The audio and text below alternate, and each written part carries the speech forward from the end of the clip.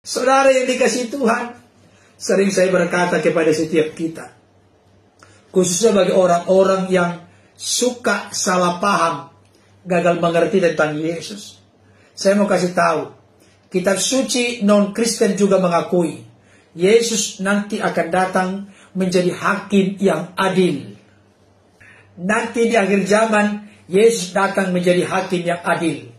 Alkitab juga menegaskan itu di Kisah Para Rasul, di Injil Yohanes, termasuk di kitab Filipi, bahwa Yesus ada masanya.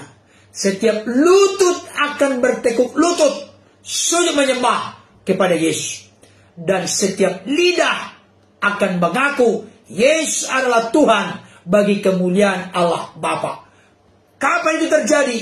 Sekarang ini gak mungkin terjadi. Karena banyak orang menghina, melecehkan, menyalahpahami, gagal mengerti tentang Yesus. Tapi ada saatnya, secara terpaksa, siapapun yang masih menolak Yesus sebagai Tuhan, Lord, Kurios, junjungan, penguasa, Raja, Juru Selamat, Gusti dalam hidup, serta Juru Selamat yang menyelamatkan dari dosa, kematian kekal, dan dari jeratan kuasa dunia. Saya mau kasih tahu, kalau masih banyak yang mengeraskan hati sekarang ini, ada saatnya Bapak Ibu Saudara akan terpaksa sujud menyembah kepada Yesus. Karena dia adalah Tuhan, Raja, Penguasa. Akan terpaksa mengaku dengan lidah. Semua lidah. Siapapun yang punya lidah. Siapa yang punya lidah di sini? Kita.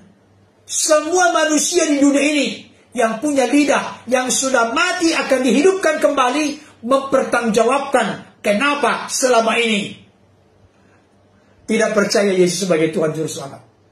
Ada saatnya, bukalah hati pikiran kalau masih ada kesempatan sekarang. Daripada nanti akhir zaman, Yesus datang pada kali kedua, menjadi hakim yang adil, itu sudah terlambat dan terpaksa. Kenapa terpaksa? Karena memang yang sebenarnya, Yesus adalah Tuhan bagi kemuliaan Allah Bapa. Saudara dikasih Tuhan, Yesus berkuasa membangkitkan pemuda di Nain, anak seorang janda dari kematian. Kalau dia berkuasa membangkitkan orang mati, menyatukan roh dengan tubuhnya, apakah dia hanya sekedar nabi bagi kita? Apakah sekedar sebagai manusia biasa bagi kita? Tentu hati nurani saya akan berontak berkata, dia memang nabi, tapi bukan hanya nabi. Dia adalah Tuhan Allah, Sang Pencipta. Kenapa? Alkitab yang lain ada berkata juga. Pertama, segala sesuatu dijadikan oleh Dia, dan tanpa Dia tidak ada sesuatu pun yang telah jadi dari segala yang telah dijadikan. Yohanes 1 ayat yang ketiga. Kalau Dia pencipta segala sesuatu bersama dengan Allah yang disapa dengan Bapa dan Roh Kudus, berarti Dia adalah Allah. Karena pada mulanya adalah firman. Firman itu bersama-sama dengan Allah, dan firman itu adalah Allah. Siapapun Bapak Ibu Saudara yang beragama Kristen, apapun denominasimu, jangan pernah tinggalkan Yesus. Sekali Yesus, tetap Yesus. Karena hanya dalam Yesus kita mendapatkan garansi, jaminan, kepastian, keselamatan. Di luar Yesus hanya mudah-mudahan. Yohanes 10 ayat 28. Aku memberikan hidup yang kekal kepada mereka, dan mereka pasti tidak akan binasa selama-lamanya. Yesus berkuasa memberikan hidup yang kekal. Di dalam konteks bacaan kita ini, Yesus berkuasa membangkitkan orang mati. Gak ada di sini berdoa, meminta kepada Bapa, gak ada. Tapi dari otoritas dirinya, sebagai firman yang telah nujul turun mengenakan tubuh kemanusiaan. Dia punya otoritas atas kematian.